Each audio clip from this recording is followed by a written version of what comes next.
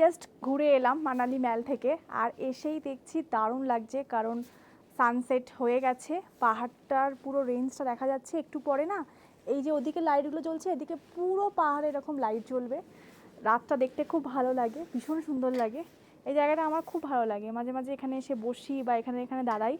আর এখানে তো পুরো আপেল বাগানের মধ্যে, যখন আর কি সেপ্টেম্বরে পুরো আপেল ভর্তি থাকে, আর যখন স্নো পড়বে, মানে স্নোফল হয়তো কিছুদিনের মধ্যে হবে, তখন পুরো বরফে ঢাকা থাকে, তখন এখন যেটা লাগছে তখন পুরো একদম বদলে যায়। বাট জায়গাটা এত সুন্দর লাগছে, দেখো আস্তে আস্তে ওই লাইটগুলো জ্বলতে শুরু করছে, পুরো ওইদিকে লাইটগুলো তো জ্বলে গেছে, এদিকটা পুরো লাইট জ্বলে যাবে।